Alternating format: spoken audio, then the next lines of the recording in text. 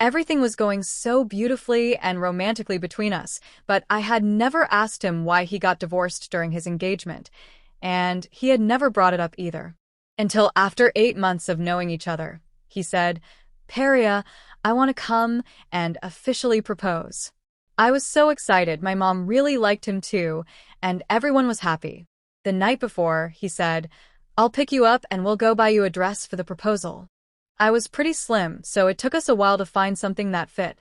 Out of nowhere, he asked, "By the way, Pariya, why were you scared of me when we first met?" I said, "I was scared you might kill me and make food out of me in the cafe." He laughed and said, "What meat, girl? We've been looking for a dress for 7 hours and not one fits you. You probably only have 1 kilo of meat on you. The rest is bones, stomach, and guts." I said, "You're so mean," and pretended to be mad and went home. Anyway, the next night they came for the proposal. Everything went great, and we set a date for the engagement. A week later, we got engaged, and I was so happy to have found someone as good as Farhad. But then one night, he was supposed to pick me up and take me to his place, but he didn't show. He said something had come up with a relative and asked me to wait till he sorted it out. I said okay, but something felt off. He usually texts me every morning like, "I'm starting my day with you, and I'll end it with you. I die without you." When he didn't send that message, I got a little worried. Maybe something had happened to him. But then I texted and he replied saying he was just busy. That hurt me, but I didn't say anything.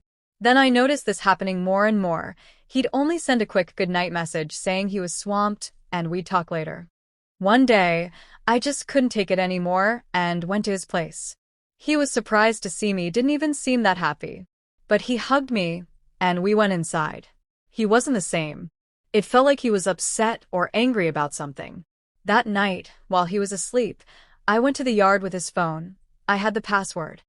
I didn't find anything suspicious at first. But then I checked his messages and saw a chat from an unknown number. He hadn't even saved the contact. The first message said, "Hi, this is Naima. I heard you got married, congratulations." Farhad replied, "Thanks, but I wasn't really waiting for your congrats." She'd asked how he was doing and even asked some stuff about me. But the real shock was when Naima, his ex-fiancé, explained why she suddenly left him and married his friend. She said, "I didn't cheat on you, I swear. Ahmad was in love with me and tricked me. One day, he told me you were at his place drunk for the first time and not feeling well, and asked me to come help. I didn't know he had feelings for me. I was dumb enough to believe him and went to his house. But he raped me and recorded it. Then he threatened to show the video to everyone if I didn't marry him. I was young and scared. That's why I told you I didn't want you anymore and divorced you to marry him.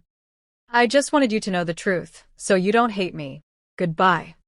Farhad had messaged her back asking for some kind of proof, so he could believe she wasn't lying. She had sent him screenshots of her conversations with Ahmad, and after Farhad found out the truth, he was really messed up. That's why he'd been acting so different with me. He had asked her for Ahmad's number, so he could message him, but she refused. She said, "He's the father of my child now, and I don't want this to get any uglier than it already is." That same day I left my house to go see Farhad. He had messaged Naima saying, "You should have told me all this way earlier, back when it happened. If you had told me then, I would have destroyed Ahmad. You can't even imagine what I would have done to him. But you got scared, and instead of telling me, you married him, and now you even have a kid with him. And me? I'm married too. What's the point of telling me now? It only messes with my head and makes me feel guilty, like it was somehow my fault that this happened to you." He said, "I'm really sorry. I'm truly upset. I haven't even been able to talk properly to my wife these past few days. I just sent her one message in the morning and one at night. I can't get my head straight." She had replied saying she was really sorry too, that she just needed to get the weight off her chest. Farhad replied, "I don't know what to do. I'm deeply sorry for everything that's happened to you, but there's nothing I can do now. I hope he gets what he deserves one day, just like you suffered. I've suffered too. A lot. I really hope your future is better. Goodbye." That message gave me some peace. It made me feel like Farhad still cared about me, that he wasn't distant because of her, but because he was drowning in guilt. Still, I was hurt, and I wanted him to feel how heartbroken I was. I put his phone next to him, and since no one was home that night, I quietly took the car out of the yard and left. When Farhad woke up and saw I was gone, he freaked out. He called me over and over. I didn't answer at first, but when I finally did, he said, "Where are you? What happened? Are you okay?"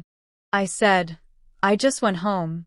I didn't feel like staying," and I hung up. Right away, he realized I had read the messages. He messaged me, "Pariya, my beautiful girl. You know I can't live without you, right? What are you doing to me? Please understand, I was in a really bad place the last few days. This woman who I was once engaged to just left me out of nowhere and married my friend, a guy who used to come to our house. It was the worst thing that ever happened to me. Now, when she finally gave me evidence of what really happened, my heart broke, for her, for myself. I regretted trusting that so-called friend. I've been out of it these past few days, thinking about what she went through and what I went through too.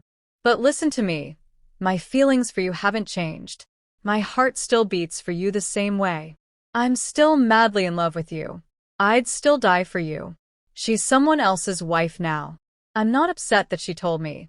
Maybe she just needed to clear her conscience. I wasn't harsh to her. I didn't want to make things worse. But I'm still the same Farhad. I haven't changed. I will never leave you. Never. I'm yours, always. Please come home. Wherever you are, come back. No, actually, why should you come back? I'm coming to you. Right now."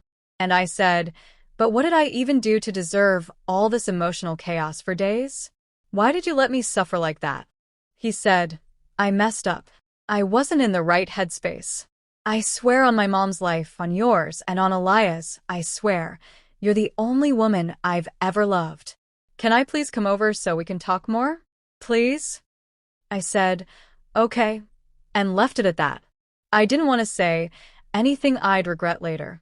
We both loved each other, and I had already gone back to my place and was waiting for him there. Suddenly, I heard the sound of a pickup truck and someone yelling, "Pariya, Pariya, where are you?" I jumped up, confused, like, what the heck? Why is a pickup shouting my name? I ran to the window and saw Farhad in the back of a pickup truck full of stuffed animals. I was in shock. I thought, seriously? You're 32 years old. Have you no shame? I laughed and ran downstairs. I said, "What the hell are you doing? You embarrass me. People around here know me." He laughed and said, "Who cares? What matters is that you smiled." He got out of the truck and for about half an hour, we carried all the stuffed animals upstairs. He had given away everything he had just to buy those, and he even rented that truck. Once inside, he hugged me tightly and said, "I messed up. I was going through it. My nerves were shot. What I did was wrong, completely on me. I don't know what I was thinking." He kept apologizing until my heart softened. Then he said, "I want to start planning the wedding soon." I said, "Okay, but only on one condition. After everything that's happened, I don't want to move in with your family right away. You come live here with me, and once I finish my degree, we'll go back together." He thought for a second and said, "Okay, whatever you say." He said, "Honestly, when I saw those messages, I really thought I'd lost you for good. Waking up and seeing you gone was the worst feeling in the world. Now I'm just glad you're still here." I asked, "So, what are we going to do with all these stuffed animals? I don't even have space here." He said, "Don't worry. I have an idea." The next morning, he was shaking me awake like, "Get up. I have a genius plan for the dolls." I was like, "What is it now?" He said, "We're going to sell them by the highway. Lots of people are traveling right now, and they'll totally buy them." I was like, "You're joking," but he insisted and dragged me along. And honestly, we sold so many that morning. We made good money. He said, "I never imagined the demand would be this high."